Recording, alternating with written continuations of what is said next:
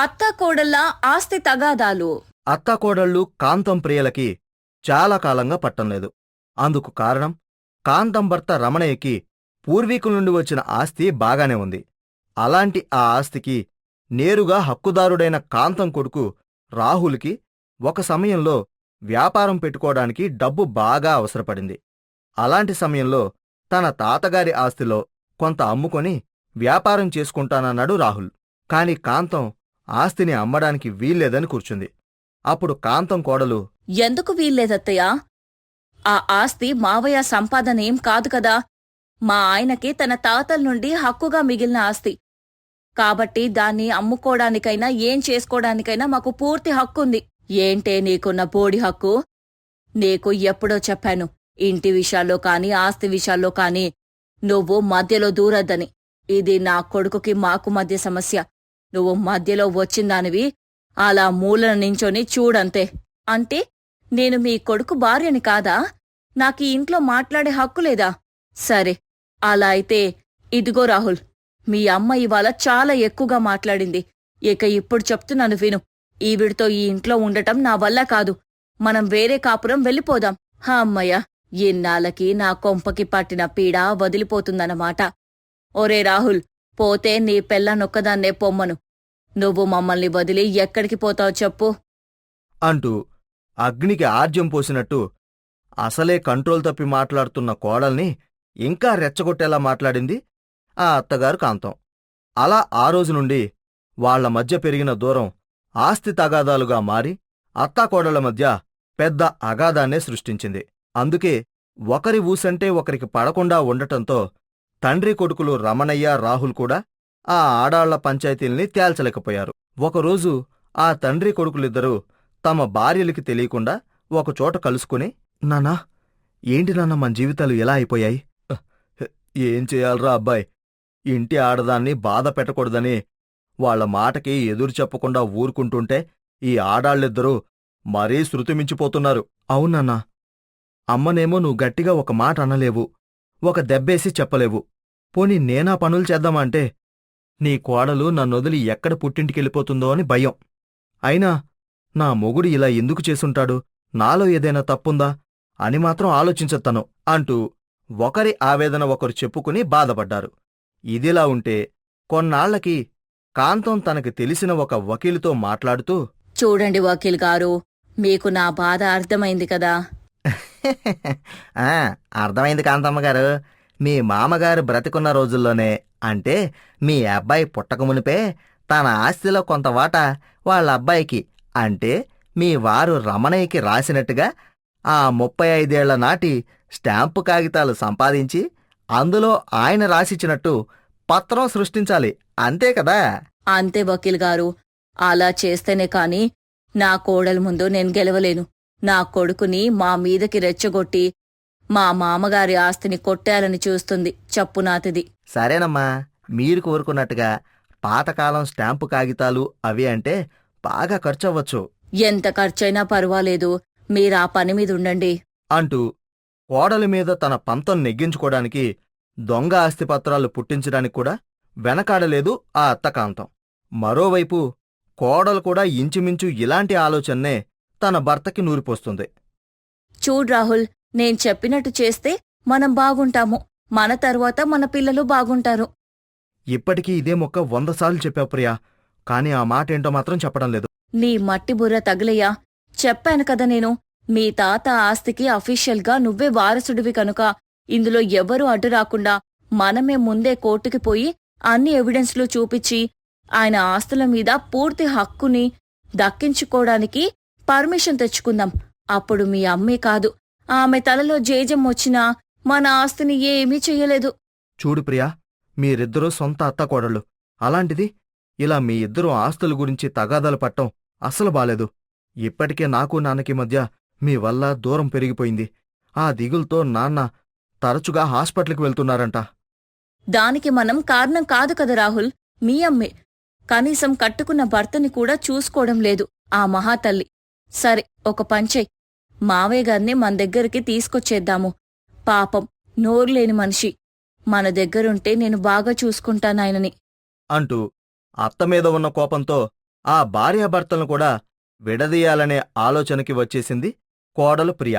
ఈ విధంగా అత్తాకోడళ్ల ఆస్తి తగాదాలు తారాస్థాయికి చేరిపోయేసరికి రమణయ్య పూర్తిగా మంచాన పడ్డాడు. అప్పుడు కాంతం మంచాన ఉన్న తన భర్తతో, చూశారు కదా, మీ కోడలు చేసిన పని వల్ల ఇప్పుడు మనకి ఒక్కగానొక్క కొడుకు కూడా కాకుండా పోయాడు. కన్న తండ్రి ఇలా మంచాన ఉంటే చూడ్డానికి కూడా రానివ్వడం లేదు ఆ మహాతల్లి అంటూ ఆ చిన్న సందు దొరికే సమయంలో కూడా తన కోడల మీదే నూరిపోయిసాగింది. అటువైపు చూస్తే కొడుకు రాహుల్కి తన తండ్రి ఆరోగ్యం గురించి తెలిసి అతను తండ్రి దగ్గరకు బయలుదేరుతోండగా అతని భార్య ప్రియ రాహుల్తో, ఏంటి, నా మాట లెక్కలేనట్టేనా రాహుల్? నువ్వు ఆవిడగారింటికి వెళ్తున్నావు? చూడు ప్రియా, నేనిప్పుడు చాలా డిస్టర్బ్డ్గా ఉన్నాను. ఇలాంటి సమయంలో నువ్వు ఏమాత్రం నన్ను కదిపినా, ఇన్నాళ్ళు ఏ ఆస్తి గురించి మా అమ్మతో తగాదా పెంచుకుంటున్నావో ఇప్పుడు అదే ఆస్తిని నాకు అవసరం లేదని చెప్పి మా అమ్మ పేరున రాసిపారేస్తాను అని హెచ్చరించేసరికి టక్కున నోరు మూసేసింది ప్రియ. ఇక అదే మంచి సమయం అనుకున్నాడు రాహుల్. ప్రియా, నువ్వు కూడా నాతో బయలుదేరు, నాన్నగారిని చూసి రావాలి. ఆవిడగారింటికి నేనెందుకొస్తాను? నీకిందాకే చెప్పాను ప్రియా, నాతో వస్తున్నావా రావడం లేదా అని మరోసారి గదవాయించేసరికి ప్రియా కూడా రాహుల్ వెంట రమణయ్య ఇంటికి వెళ్ళింది. అక్కడికి వెళ్ళిన తర్వాత కొడుకును చూసిన కాంతం, ఏరా ముద్దుల కొడుకా, ఇప్పటికీ మీ మహారాణి గారు నిన్నిక్కడికి రానివ్వడానికి అనుమతించారా అని పొల్లవిరుపుగా అనడంతో ఆ మాటకి మంచాన ఉన్న రమణయ్యకి కోపం వచ్చేసింది. ఓసే రాక్షసి, ఇంక నన్ను ఎలా కూడా బ్రతకనివ్వవా నువ్వు? అసలు మీ అత్తాకోడల వల్లే నేనిలా చావాలో బ్రతకాలో తెలియని స్థితికి వచ్చేశాను. ఎక్కడైనా ఆస్తుల గురించి అన్నదమ్ములు కొట్టుకోవడం చూశాను, అక్కా చెల్లెలు తగాదాలు పట్టం చూశాను. కాని నా కొంపలో మాత్రం అదే దిక్కుమాలిన ఆస్తి కోసం అత్తాకోడళ్ళు తగాదాలు పడుతూ నా కొడుక్కి నన్ను దూరం చేసేశారు. నానా, నువ్వంత కోపడకు, అసలే నీకు బాలేదు. నా బాగోగులతో ఇక్కడ ఎవరికవసరం ఉందరా? నీ పెళ్ళానికైనా నా పెళ్ళానికైనా మన వెనక ఉన్న ఆస్తులే కదా కావాలి. మనం ఎంత త్వరగా చేస్తే వీళ్ళకి అంత మంచిది. అయ్యో, అవే మాటలు మావయ్య గారు. నాన్న అన్నదానిలో తప్పేం లేదు ప్రియా. నీకు మా తరతరాల ఆస్తి మొత్తం నాకే దక్కడం కావాలి. అమ్మకి ఆ ఆస్తి మీద పెత్తనం తనదే ఉండాలి. అందుకే వకీల్తో దొంగపత్రాలు కూడా పుట్టించి తన కన్న కొడుకుని కట్టుకున్న భర్తను కూడా మోసం చేస్తుంది ఆవిడగారు. ఇక నీ సంగతైతే చెప్పనక్కర్లేదు. నీకు భర్త ఇంటి పరువు కన్నా అతని వారసత్వంగా వచ్చే ఆస్తే ముఖ్యం అంటూ అటువైపు తండ్రి కాంతాన్ని, ఇటువైపు కొడుకు ప్రియని చెడామడా దులిపేసరికి ఆ అత్తాకోడలకి ఆస్తి తగాదాలతో మూసుకుపోయిన కళ్ళు తెరుచుకున్నాయి. తమ ప్రవర్తన కారణంగా తమ భర్తలు ఇన్నాళ్ళు ఎంత వేదన చెందారో వాళ్లకి అప్పుడే అర్థమైంది. అందుకే తమ తప్పును తెలుసుకుని పశ్చాత్తాపంతో తమ తమ భర్తల్ని మన్నింపు కోరారు. ఇక ఆ తర్వాత ఆ అత్తాకోడల మధ్య ఆస్తి తగాదాలు మాయమైపోయి ఆ ఇంట్లో అందరి మధ్యన అనుబంధాలు చోటు చేసుకున్నాయి. కాంతం ప్రియా అనే అత్తాకోడళ్లున్నారు. వాళ్ల ఇల్లు ఎప్పుడూ చాక్లెట్ ఫ్యాక్టరీలాగా, ఇంట్లో ఎక్కడ చూసినా రకరకాల పాత కొత్త బ్రాండ్స్ చాక్లెట్స్తో నిండిపోయి ఉంటుంది. అలా ఇంటి నిండా చాక్లెట్స్ ఉండటంతో విచ్చలవిడిగా ఏళ్ల తరబడి చాక్లెట్స్ తిని తిని అత్త కాంతం పళ్ళు మొత్తం పుచ్చిపోయాయి. ఇప్పుడు పెట్టుడు పళ్ళు సెటుతో అలా అలా నెట్టుకొస్తుంది. ఒకసారి వర్షాకాలంలో బయట హోరున వర్షం కురుస్తున్న సమయంలో అత్తగారు కాంతం తన కోడలు ప్రియతో, చూడవే కోడలా, ఇంకా ఈ కొంపలో ఉండటం నా వల్ల కాదే.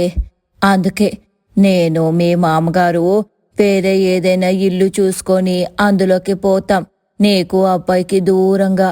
అయ్యో, అదేంటత్తయ్యా ఇంత వెక్స్ అయిపోయారు? మళ్ళీ ఏమైంది? ఏమవడమేంటే, నా కొడుకు డిగ్రీ అవ్వగానే కొత్తగా పెట్టిన చాక్లెట్ కంపెనీలో మంచి ఉద్యోగం వచ్చిందమ్మా అని చెప్తే, పోనీలే కొడుకు చాక్లెట్ కంపెనీలో పనిచేస్తే అప్పుడప్పుడైనా చాక్లెట్లు ఫ్రీగా వస్తాయని అనుకుని చాలా సంతోషపడ్డాను. ఇప్పుడు మీ సంతోషానికి ఏం లోటొచ్చిందత్తయ్యా? అలా ఇన్నాళ్ళుగా మీ అబ్బాయి శాంపుల్ చాక్లెట్స్ ఇంటికి తెస్తుంటే తినే తినే కదా మీ పళ్ళు మొత్తం పుచ్చిపోయి పెట్టుడు పళ్ళతో ఉన్నారిప్పుడు. మళ్ళీ ఏంటి సమస్య?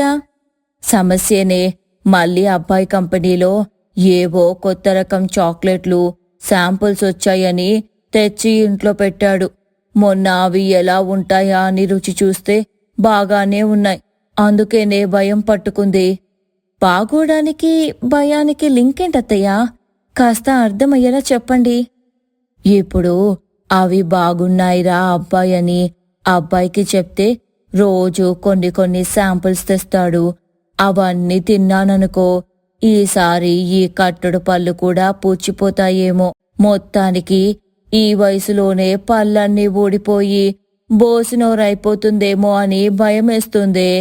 అందుకే ఈ చాక్లెట్ వాసనలకి దూరంగా మేమిద్దరం వెళ్ళిపోతామే అంటూ అతివృష్టితో తనకొచ్చిన తిప్పలు చెప్తుంటే కోడలు ప్రియ లోలోపల నవ్వుకుంది. నిజానికిది పైకి జోక్గా కనిపించినా ఆ ఇంటికి ఈ చాక్లెట్స్ అనేది చాలా పెద్ద సమస్యే. ఆ సమస్య వల్ల ఇంట్లో ఎక్కడంటే అక్కడ చీమల పుట్టల్లేస్తున్నాయి కూడా. అలా అని రాహుల్కి చెప్పి ఇకపై ఒక్క చాక్లెట్ కూడా ఇంటికి తేకూడదు అంటే కుదరదు. ఎందుకంటే కంపెనీ ప్రతి నెల తమ ప్రొడక్ట్స్లో ఏవో ఒక మార్పులు చేస్తూ వాటి ఫీడ్బ్యాక్ కోసం ఇలా కంపెనీలో ఎంప్లాయీస్కే ఆ శాంపిల్స్ ఇస్తుండటం వాళ్లకి రివాజు. అందుకే ఒకసారి కోడలు ప్రియ తన అత్తగారితో, అత్తయ్య, నాకొక ఐడియా వచ్చింది. ఎలాగో మన ఇంట్లో కుప్పలు కుప్పలుగా రకరకాల చాక్లెట్ శాంపిల్స్ ఉంటున్నాయి కదా, వీటన్నిటినీ మనం బయట అమ్మేసుకుందాం. అప్పుడు వీటి బెడద వదులుతుంది. మనకి ఏవో ఒక డబ్బులు వస్తూ ఉంటాయి. నువ్వేదో నాకన్నా తెలివైన దానివనుకుంటున్నానే ఇన్నాళ్ళు. నువ్వు నాకన్నా దద్దిలా ఉన్నావు. ఏంటత్తయ్యా అంత మాట అనేశారు? లేకపోతే ఏంటే, ఈ ఆలోచన నాకు ఎప్పుడో వచ్చింది. ఆ ఆలోచన వచ్చినాక ఇంట్లో ఉన్న ఒక 25-30 చాక్లెట్లు తీసుకెళ్లి ఒక షాపులో ఇచ్చేసి వద్దామనుకున్నాను. కాని కొత్త శాంపిల్స్ని బయట అమ్మితే ఆ షాప్ వాళ్ళ లైసెన్స్ పోతాయంటే, అందుకే ఫ్రీగా ఇస్తామన్నా ఎవ్వరూ తీసుకోలేదు. పైగా అప్పటి రోజుల్లా లేవు కదా ఇప్పుడు రోజులు. ఏ చిన్న విషయమున్నా ఆ దిక్కుమాలిన రీల్స్ బ్లాగ్ చేసి, హాయ్ ఫ్రెండ్స్, నేనిప్పుడే ఒక కొత్త వెరైటీ చాక్లెట్ తిన్నాను, అది ఇది అని తినుకుంటూ ఒక వీడియో సోషల్ మీడియాలో పెట్టారనుకో, మన కర్మకాలి ఆ వీడియో కనుక వైరల్ అయితే అబ్బాయి ఉద్యోగమే కాదు, కంపెనీ శాంపిల్స్ అమ్ముకున్నామని మన మీద కేసు పెడతారు, లేదా ఫైన్ వేస్తారు అంటూ తన అనుమానం చెప్పడంతో కోడలు ప్రియకి అది నిజమే కదా అని అనిపించింది. అందుకే ఎలాగైనా ఏ ఇబ్బంది రాకుండా తమ ఇంట్లో ఉన్న ఆ కుప్పల కొద్దీ చాక్లెట్స్ బెడద వదిలించుకోవడానికి దీర్ఘంగా ఆలోచిస్తుండగా రాహుల్ వచ్చి తన భార్యతో, ప్రియా, బయట చల్లగా వర్షం పడుతుంది. ఈ టైంలో వేడివేడి పకోడీలు తింటే బావుంటుంది కదా, కాస్త ఏదో ఒక వెరైటీ పకోడీ వేయకూడదు అని అడిగేసరికి ప్రియా లేచి వెళ్ళి తన భర్త కోరినట్టు పకోడీలు వేయాలనుకుంది. కాని ఇంట్లో ఉల్లిపాయలు నిండుకున్నాయని అప్పుడే గుర్తొచ్చింది. పోనీ ఏవైనా ఆకుకూరలు ఉన్నాయేమోనని ఫ్రిడ్జ్లో చూస్తే కూరగాయలు కూడా ఇంట్లో లేవు. పాపం, ఉండకుండక ఇవాళ ఇంట్లో ఉన్నారని ఆయన పకోడీ వేసి పెట్టమన్నారు.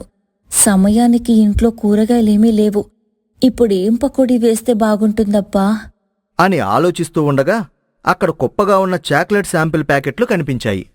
ఒక పని చేస్తాను, ఎలాగో ఇంట్లో బోలెడు చాక్లెట్స్ ఉన్నాయి కనుక చాక్లెట్ పకోడీ ట్రై చేద్దాం.